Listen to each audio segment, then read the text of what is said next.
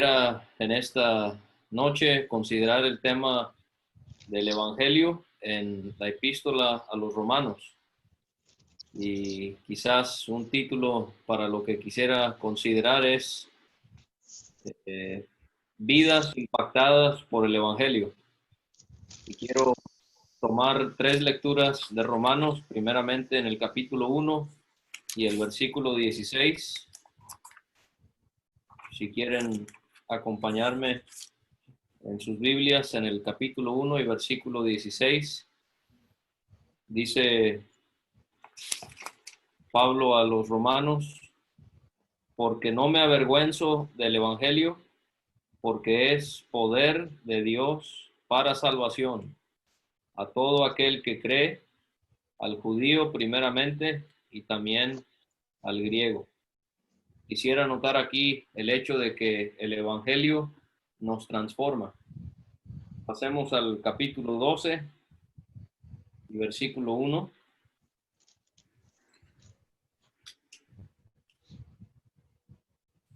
Romanos 12, versículo 1 dice: así que, hermanos, os ruego por las misericordias de Dios que presentéis vuestros cuerpos en sacrificio vivo, santo, agradable a Dios, que es vuestro culto racional. No os conforméis a este siglo, sino transformaos por medio de la renovación de vuestro entendimiento, para que comprobéis cuál sea la buena voluntad de Dios, agradable y perfecta. Aquí quiero que notemos que el Evangelio nos consagra. Y la tercera lectura en el capítulo 16 y versículo 25. Romanos 16, 25. Y al que puede confirmaros según mi Evangelio y la predicación de Jesucristo, según la revelación del misterio que se ha mantenido oculto desde tiempos eternos. Y aquí en tercer lugar quiero notar con ustedes que el Evangelio es algo que nos confirma. Entonces, pensando en este tema que se enfatiza en esta carta de 16 capítulos, no quisiera tanto pensar en cómo esta carta nos podría ayudar al predicar el Evangelio, aunque hay abundancia de material y sin ninguna duda esta carta nos puede ayudar al predicar o al compartir el Evangelio con los demás, pero más bien quisiera que viéramos cómo Pablo en esta carta enfatiza el deseo que Dios tiene de que podamos manifestar el impacto que el Evangelio ha tenido en nuestras vidas. Yo sé que quizás ahorita en esta cuarentena no es tan fácil mostrar el impacto que el Evangelio ha tenido porque estamos recluidos, pero que Dios nos pueda ayudar al considerar unos pensamientos muy sencillos en esta epístola para que sea en el hogar, sea en la escuela, en el trabajo, en la calle, donde quiera que nos encontremos, pudiéramos nosotros manifestar el hecho de que nuestras vidas verdaderamente han sido impactadas por el Evangelio. El Evangelio, esta palabra se repite a lo largo de la carta a los romanos. El primer versículo de esta carta contiene la palabra evangelio. Pablo habla de ser apartado para el evangelio de Dios.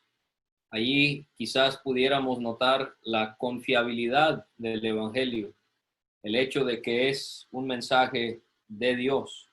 Y esta confiabilidad la encontramos en el hecho también de que en el versículo 2 de Romanos 1, el apóstol Pablo asegura a sus lectores que este evangelio no es algo que se originó en sus tiempos, sino que aún fue algo prometido por los profetas.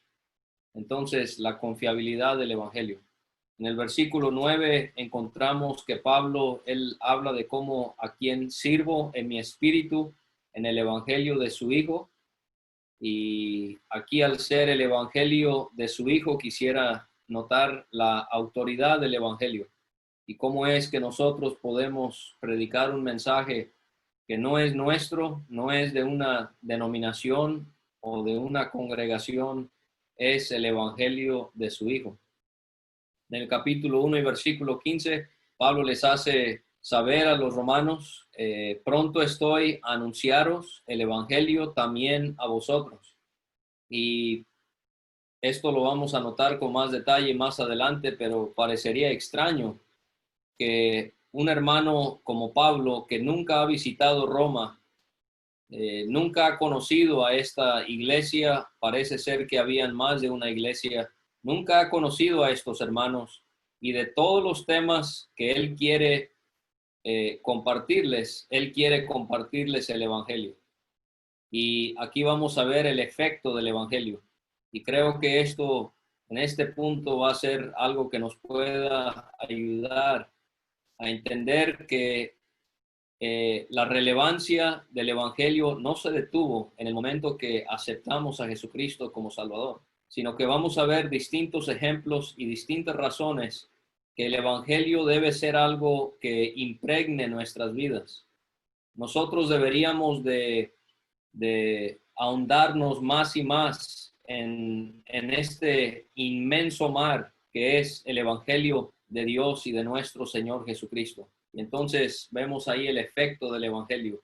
Pablo quería ir a Roma a comunicarles el evangelio, y así nosotros como creyentes debemos de también desear estudiar, escuchar el evangelio y que éste tenga un efecto sobre nuestras vidas. El versículo que leímos, Pablo dice en el versículo 16, no me avergüenzo del evangelio. Aquí quiero ver el poder del evangelio. Esta palabra poder, muy interesante, y el uso que tiene en el Nuevo Testamento. Y cada hermano y hermana que está conectado esta noche es evidencia del poder que tiene el evangelio.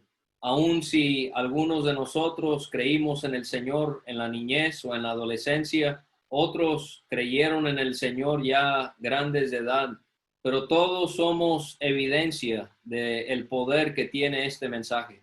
No es un mensaje inerte, es un mensaje lleno de vida, lleno de esperanza, que ha transformado por completo nuestras vidas. Nos ha salvado, nos sigue salvando, y así continuará hasta la venida del Señor Jesucristo. Entonces, el poder del evangelio. Ahí en el versículo 17 del capítulo 1, Pablo habla de que en el evangelio la justicia de Dios se revela. Allí tenemos la revelación del evangelio. En el capítulo 2 y versículo 16, Pablo habla de conforme a mi evangelio. Y él está hablando del día del juicio, en el día en que Dios juzgará por Jesucristo los secretos de los hombres, conforme a mi evangelio.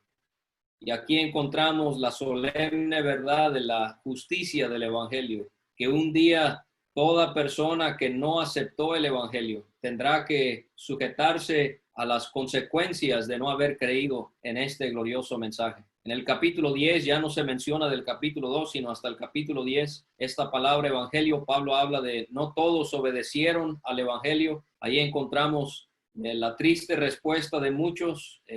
Ahí podemos quizás titularlo el rechazo del evangelio. En el capítulo 11 y el versículo 28, Pablo habla de en cuanto al evangelio, y él hablando acerca de la nación de Israel y de las naciones gentiles, él habla de aquellos que son enemigos por causa de vosotros. Y ahí vamos a notar cómo en los capítulos 9, 10 y 11, el apóstol Pablo se dirige a la nación de Israel al explicarles cómo es que Dios extendió sus fronteras evangelísticas al permitir que los gentiles escucharan el mensaje. Y ahí quizás pudiéramos ver la extensión del evangelio. Podemos estar agradecidos que el evangelio ha llegado a nuestras vidas, aún siendo nosotros gentiles, y hemos podido creer en la palabra del Señor.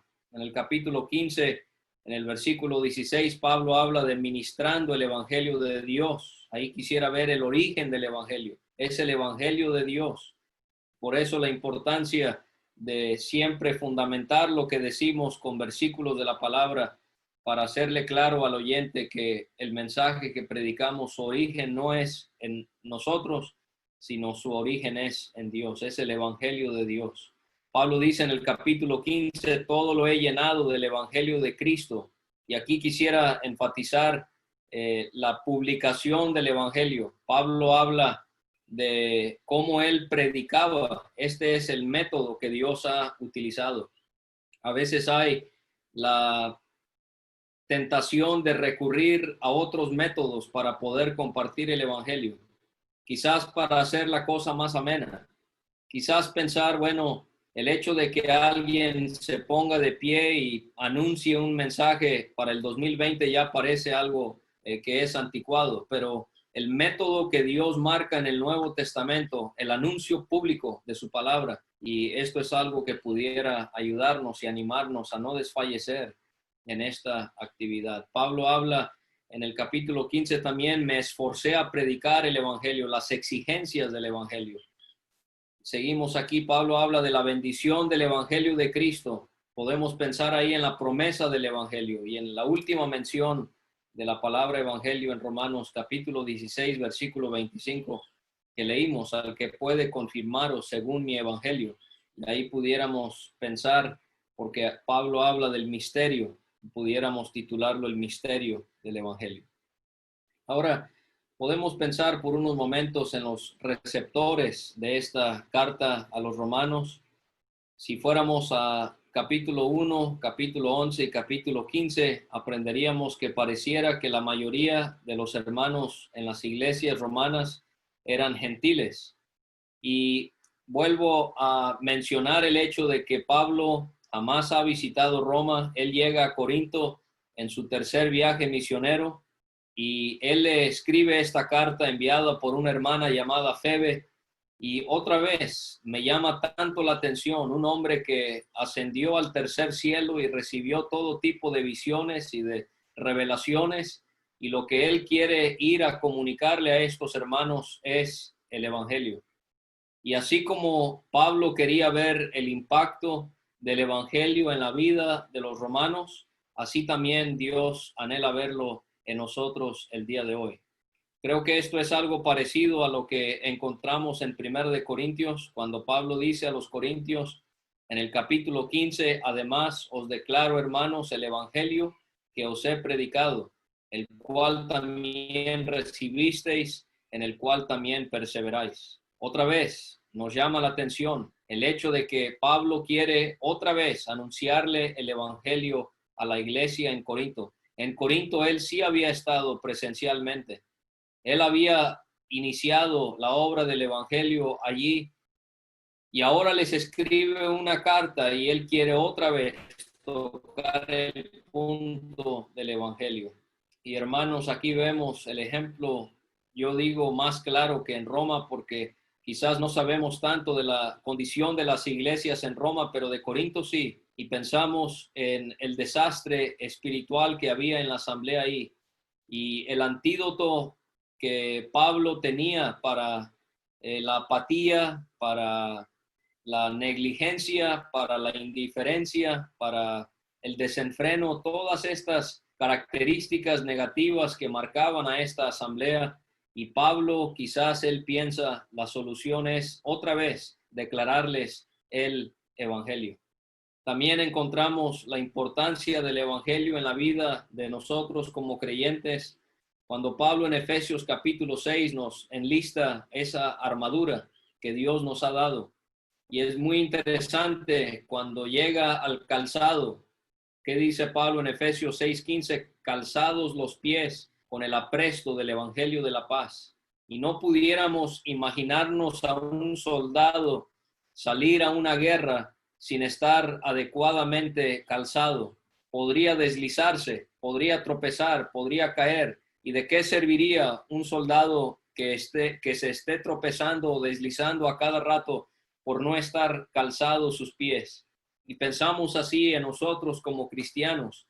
y la necesidad que estamos tratando de enfatizar en esta sesión de que Dios quiere que estemos confirmados, que estemos bien cimentados en su evangelio y que el evangelio sea como este calzado que nos apoye a poder andar de la manera adecuada que sea agradable a Dios. Pablo, cuando le escribe a los filipenses, él habla a los filipenses de cómo el evangelio debería de afectar su comportamiento. Él dice solamente que os comportéis como es digno del evangelio de Cristo, para que, o sea que vaya a veros o que esté ausente, oiga de vosotros que estáis firmes en un mismo espíritu, combatiendo unánimes por la fe del evangelio. Hermanos, a veces pensamos en la vida cristiana y lo que los demás ven en nosotros. Y nos preguntamos qué es lo que quisiéramos que los demás ven en uno. ¿Mucho conocimiento de las Escrituras? Bueno, en parte es bueno conocer las Escrituras. Poder explicar cosas que son difíciles de entender del Antiguo o del Nuevo Testamento. Pero hermanos, más allá de mostrar que conocemos, Dios está buscando a cristianos en Cali y aquí en México y en todo el mundo que puedan mostrar el verdadero efecto, impacto que el evangelio ha tenido en nuestras vidas. Dios está buscando cristianos congruentes, que sus hechos puedan equivaler a sus palabras. Nada habla más de una manera más negativa al mundo cuando un cristiano, sus hechos no concuerdan con sus palabras. Y pensamos en nuestro Señor Jesucristo, y Él es el ejemplo de alguien que caminó lo que predicaba, que Él ponía en práctica exactamente lo que Él esperaba en los demás. Y el apóstol Pablo en Filipenses 1:27, él está haciendo muy claro esto. Solamente que os comportéis como es digno del evangelio de Cristo. Quizás usted a veces se desanima porque quisiera saber más de las Escrituras y quizás piensa en cómo hay tanto por considerar en la Biblia. Yo le animo a que estudie su Biblia, pero más allá de estudiarla, que Dios me ayude a mí y le ayude a usted a que no nos olvidemos que lo más importante no es el conocimiento, sino es la obediencia. Sepamos poco o mucho, que lo que sepamos lo podamos poner por obra. También esto va a ir relacionado con lo que leímos en el capítulo 16, pero el Evangelio nos afirma sobre las doctrinas sólidas que encontramos en las Escrituras. Pablo le dice a la iglesia en Colosas: si en verdad permanecéis fundados y firmes en la fe, y sin moveros de la esperanza del Evangelio que habéis oído, el cual se predica en toda la creación que está debajo del cielo, del cual yo, Pablo, fui hecho ministro. Entonces, ahí tenemos esta idea de de permanecer fundados y firmes en la fe, sin moveros de la esperanza del Evangelio. Ahora, cuando llegamos a la carta de Pablo a los romanos, encontramos que hay una secuencia en la manera en la que, guiado e inspirado por el Espíritu Santo, él nos presenta esta majestuosa carta. Vamos a encontrar que la carta se divide en tres: de los capítulos 1 a 8, los capítulos 9 a 11 y los capítulos 12 a 16.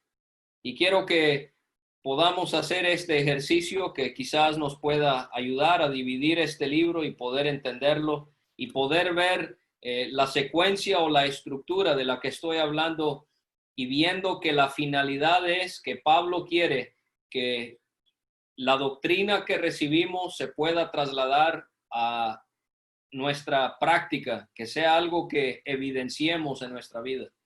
Entonces, en los primeros 8 capítulos vamos a encontrar que son capítulos doctrinales, y voy a dar una lista a lo que me estoy refiriendo más adelante, pero en los primeros 8 capítulos son capítulos doctrinales. Los capítulos 9 a 11 son capítulos nacionales. Nacionales porque se enfocan en 2 naciones judíos y gentiles.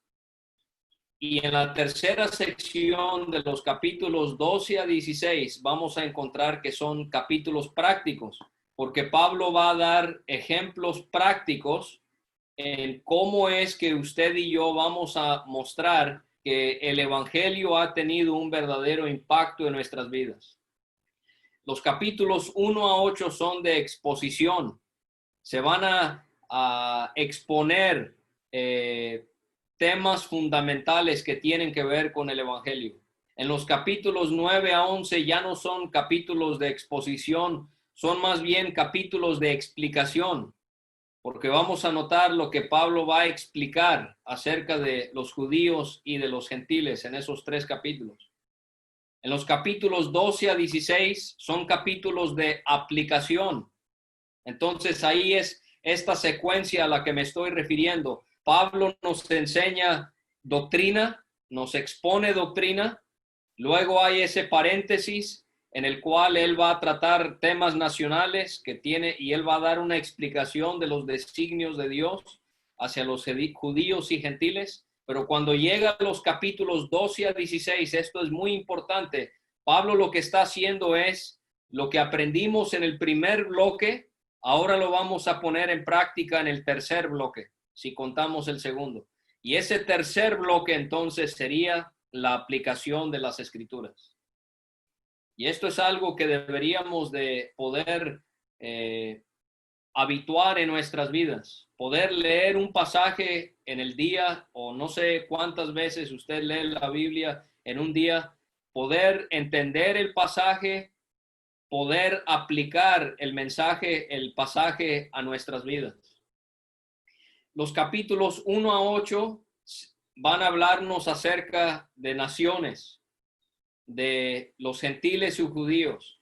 Los capítulos 9 a 11 se va a enfocar primordialmente en una nación, en Israel, pero los capítulos 12 a 16 se enfocan en nosotros como individuos, como creyentes que formamos parte de una iglesia. En los capítulos 1 a 8 vamos a ver el problema del pecado.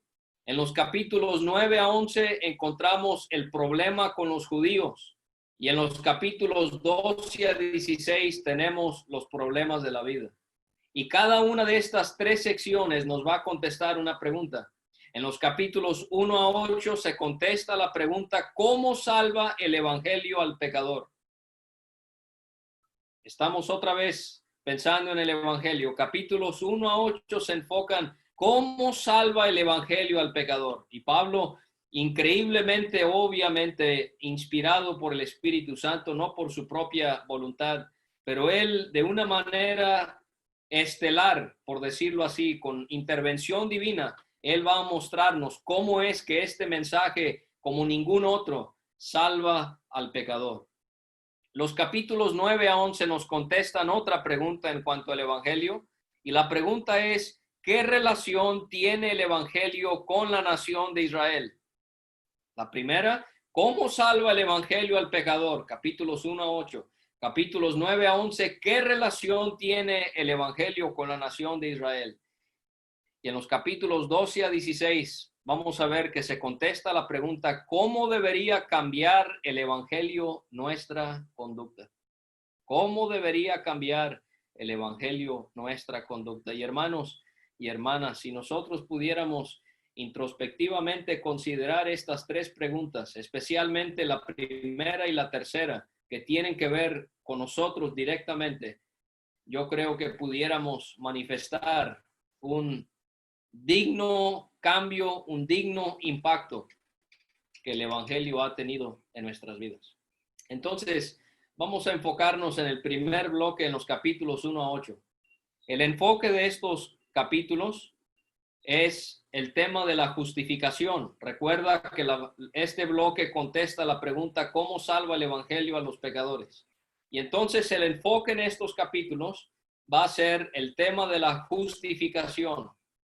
Justificación, por si hay alguien que nos acompaña que no ha considerado este término, esta es una doctrina del evangelio y se resume sencillamente en el hecho de que todos somos culpables delante de Dios como pecadores.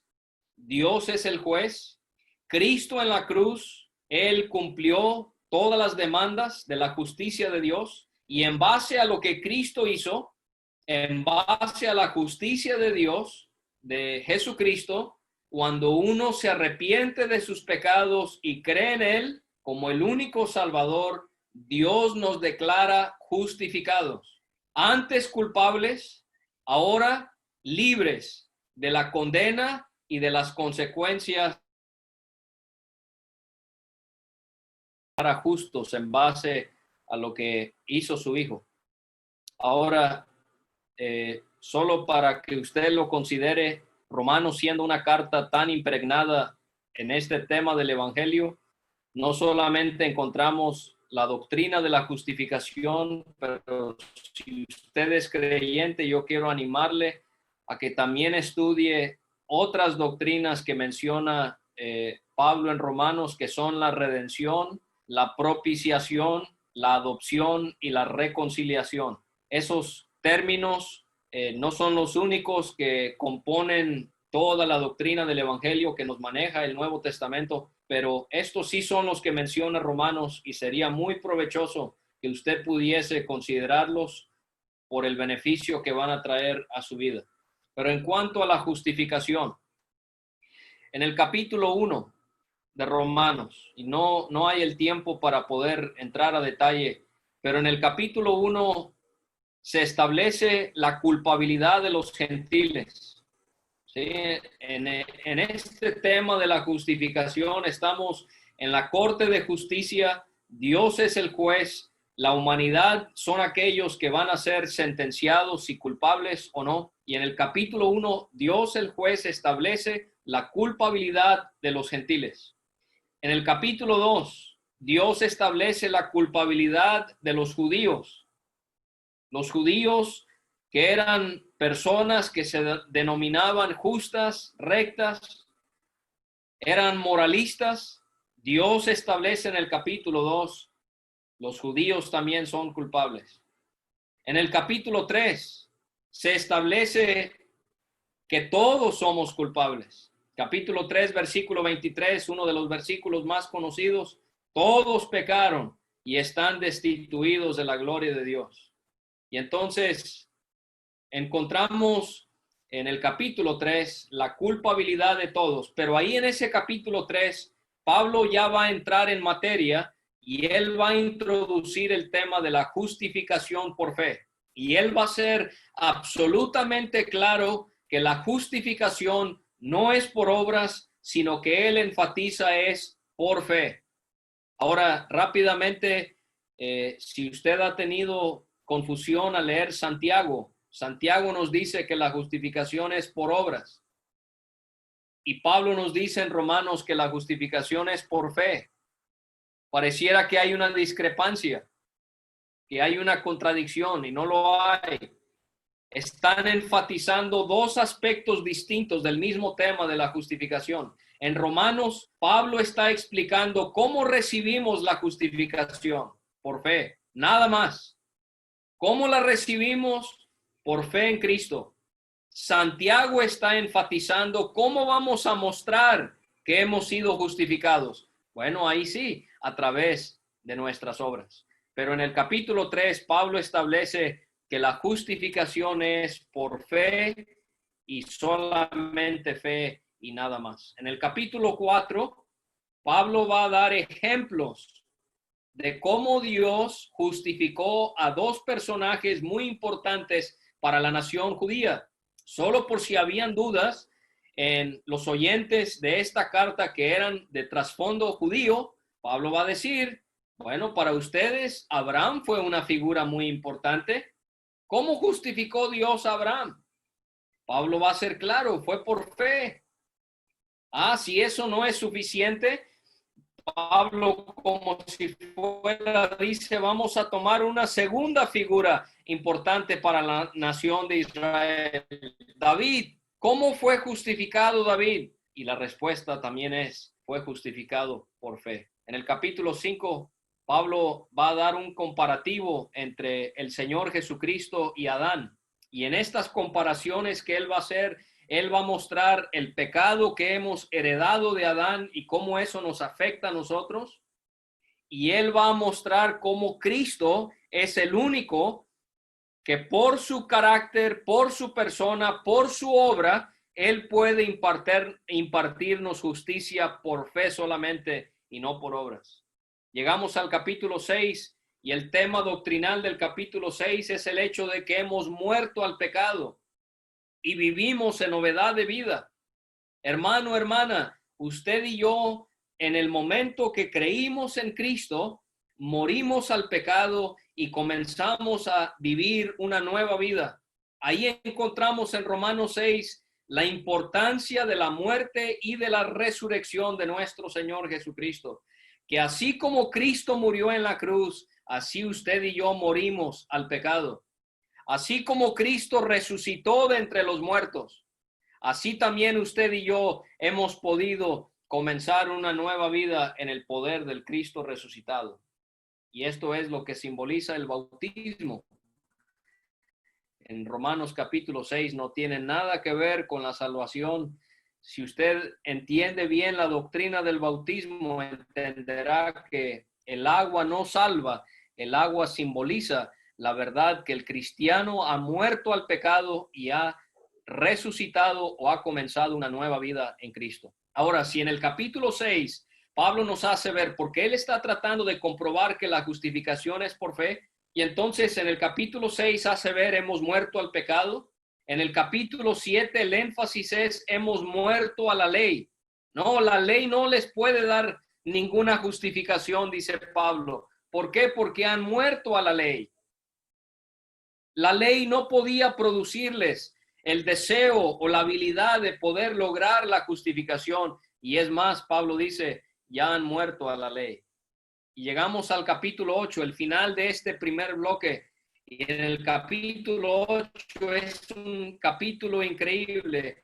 Encontramos cómo es que Dios quiere que vivamos una vida triunfante a través del Espíritu Santo. Creo que son 19 veces que se mencionan al Espíritu Santo en el capítulo 8. En los otros capítulos se enfoca mucho en el hombre, porque el hombre está tratando de cambiar su vida por sus propios méritos. Pero en el capítulo 8 eso se reemplaza completamente por el Espíritu Santo. Y no solamente cuando creemos en Cristo, Dios nos justifica, pero Pablo está explicando en el capítulo 8 que el Espíritu Santo viene a morar en nosotros y esto nos permite vivir una vida triunfante sobre el pecado. Querido creyente, no hay ninguna razón por la que usted tenga que vivir pensando que usted tiene que vivir atado a un cierto pecado. Gracias a Dios por el Espíritu de vida que nos ayuda, que nos da esa fortaleza para poder vencer pecados que hay en nosotros. El tiempo ya se fue. Capítulos 9 a 11, el segundo bloque, voy a ser muy breve. La defensa del Evangelio, Pablo da defendiendo la razón por la que el Evangelio no solamente ya Dios quitó su enfoque completo en Israel, sino que ahora Él permite que el Evangelio se predique a los gentiles. Interesante que en el capítulo 9 encontramos el pasado de Israel, en el capítulo 10 es el presente de Israel y en el capítulo 11 es el futuro de Israel. No permita que nadie le diga que Israel ha quedado atrás y Dios ha repudiado por siempre a Israel y que la iglesia ha tomado el lugar y ha heredado todas las promesas del pueblo de Israel. Esas son doctrinas que van en contra de la palabra de Dios. Claro que Israel tiene un futuro, solo que Dios ha permitido que el evangelio se le predique a los gentiles. Muy bien, llegamos al tercer bloque y es la aplicación del evangelio. Pablo ya nos dio la doctrina. Pablo ya nos dio ese paréntesis de 3 capítulos en cuanto a los gentiles y judíos, pero ahora llegamos a la aplicación. Aquí es donde somos puestos a prueba y aquí es donde vemos el hecho de que Dios quiere que doctrina se traslade a actos o hechos, que podamos manifestarlo en nuestras vidas, en el día a día. En el capítulo 12, por ejemplo, de Romanos, ahí encontramos que Pablo nos enseña acerca de nuestras relaciones. En el capítulo, en los versículos 1 y 2, es nuestra relación con Dios. Por eso decía que el Evangelio nos consagra. Un verdadero entendimiento del Evangelio va a producir en mí y en usted el deseo de consagrarnos o de entregarnos a Dios. En los versículos 3 a 8 encontramos las relaciones del cristiano en la iglesia y Pablo presenta la iglesia como un cuerpo. En los versículos 9 a 13 es la relación de los cristianos en una familia. Y él va a hablar cómo es que nosotros deberíamos de tratarnos los unos a los otros. Y en los versículos 14 a 21, Pablo nos va a decir cómo el evangelio debería de impactar nuestras vidas en el sentido en cómo tratamos a nuestros opositores. Y ahí es donde muchas veces nuestra fe es probada. Compañeros de trabajo que nos hacen la vida difícil o estudiantes en la universidad. ¿Saben a quién le tengo yo un profundo respeto? Yo creo que son de los hermanos de los creyentes que más respeto. No son personas que pueden explicar las ruedas de Ezequiel. No son personas que tienen títulos de teología. Son creyentes que viven en hogares donde no hay familia cristiana. Mis respetos para creyentes que tienen que vivir constantemente con una oposición a su fe. Dios te ayude y te guarde a seguir mostrando el impacto que el evangelio ha tenido en tu vida, y eso será lo que va a lograr ganar a esa familia que tanto anhela ver convertida. En la aplicación de la doctrina llegamos al capítulo 13, vemos que Pablo nos enseña el hecho de que debemos de sujetarnos a las autoridades terrenales. Capítulos 14 y 15, Pablo nos va a dar enseñanza sobre cómo nuestra doctrina que conocemos del evangelio nos va a ayudar a entender que hay cosas lícitas en la vida cristiana, pero que pueden ser de tropiezo a aquellos que son más débiles. Y si usted me preguntara cuál es uno de mis capítulos favoritos de la Biblia, quizás se sorprendería, pero Romanos 16 tiene que ser uno de mis capítulos favoritos de toda la Biblia. 19 hombres y 11 mujeres mencionadas. Y nombres algo raros, algo atípicos. Quizás yo no buscaría en Romanos 16 el nombre de un niño o de una niña cuando le nazca. Bueno, nosotros escogimos Pérsida para Galilea, pero ese nos gustó. Pero hermanos y hermanas, algunos gentiles, otros judíos, unos eran ricos, menciona a Erasto, el tesorero de la ciudad de Roma, hay esclavos mencionados, pero lo que me impacta de Romanos 16 es esto: 19 hombres y 11 mujeres nombradas por nombre viven en la capital del Imperio Romano, viven en tiempos de muchísima persecución, pero evidenciaron el impacto que el evangelio había tenido en sus vidas. Yo creo que fue Martín Lutero que negó que Romanos 16 fue inspirado por el Espíritu Santo y él no entendía por qué es que estaba Romanos 16 ahí. Pero ¿sabe qué es para mí Romanos 16? Para mí es una antesala de lo que va a ser el tribunal de Cristo. Y Pablo reconoce, hermanos, que lo único que conocemos son sus nombres. No se nos dice mucho de ellos, pero Pablo reconoce su servicio y el impacto que sus vidas, porque Pablo menciona el hecho de que el evangelio se había hecho notorio en las vidas de estas personas. Y esto es lo que Dios quiere ver en cada uno de nosotros. Y él va a terminar, después de dar toda esta cátedra del evangelio, él va a terminar en los versículos 17 a 18, él va a advertirles sobre falsa doctrina. Interesante que el libro inicia con obediencia a Dios y termina con obediencia a Dios. Capítulo 1, versículo 5, capítulo 16, versículo 19. Eso es lo que debe de producir el evangelio en nuestras vidas. Y número 3, Pablo confirma en el versículo 25, nos hace ver, mejor dicho, que el evangelio debería de confirmaros según mi evangelio y la predicación de Jesucristo. Vivimos en tiempos inestables, hermanos, pero tenemos las doctrinas del evangelio que nos pueden hacernos cimentar y poder estar bien establecidos para que cuando vengan tentaciones, para que cuando vengan ataques doctrinales, cuando venga lo que sea, usted y yo podamos estar bien plantados sobre este increíble mensaje del evangelio. Recuerde, capítulo 1 y versículo 16, el evangelio nos transforma. Capítulo 12, versículo 1 a 2, el evangelio nos consagra. Capítulo 16, versículo 25, el evangelio nos confirma.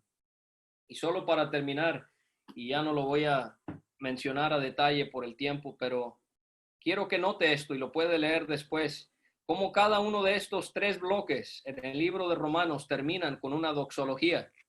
Doxología es una palabra de gloria. Capítulo 8, versículos 38 y 39. Pablo llega al final de ese bloque doctrinal y él expresa palabras de gloria a Dios. En el segundo bloque habla de Israel y de los gentiles en los capítulos 9, 10 y 11. Y en el capítulo 11, versículos 33 a 36, él también se maravilla de la sabiduría infinita de Dios. Y en el capítulo 16, versículos 25 a 27, cuando él ya llega al final de todo el libro, llega al final del tercer bloque de la aplicación del evangelio en nuestras vidas, Pablo, él dice estas palabras de gloria en cuanto a la revelación del bendito evangelio de Dios. Gracias por la atención y la invitación y esperamos que Dios prospere su palabra.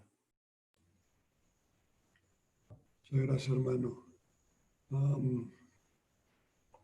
Hermano Francisco Joyce, ¿nos puede terminar con una palabra de oración?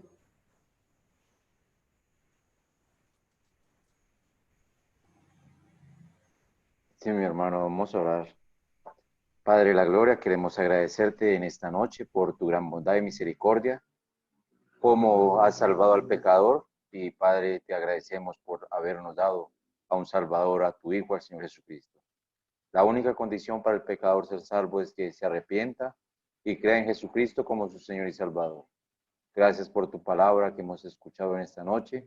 Gracias, Padre, porque ella es viva y eficaz y lleva efecto para aquello que se envíe. Rogamos, oh Dios, que las personas que nos han escuchado en esta noche y que no tienen la vida eterna, es necesario que ellos acudan al llamado que Dios les ha hecho y que en esta noche puedan confesar a Jesucristo como su Señor y Salvador. Gracias, Padre, por los creyentes que hemos podido escuchar y que así como nuestro hermano nos compartía, que podamos llevar a la práctica lo que estamos leyendo en tu palabra. Rogamos así también, Padre, por cada creyente que a lo largo de esta pandemia nos ha podido compartir palabra, por nuestro hermano David Alves, por nuestro hermano Cory, por nuestro hermano Juan Seguel y por los muchos más. Rogamos, oh Dios, por nuestro hermano Leonardo, rogamos por ellos que les guardes, les ayudes y sigas fortaleciéndoles para que ellos puedan seguir así enseñando tu palabra de una forma eficaz y la gloria para el Señor Jesucristo. Así te damos las gracias en esta noche en nombre del Señor Jesucristo. Amén. Amén.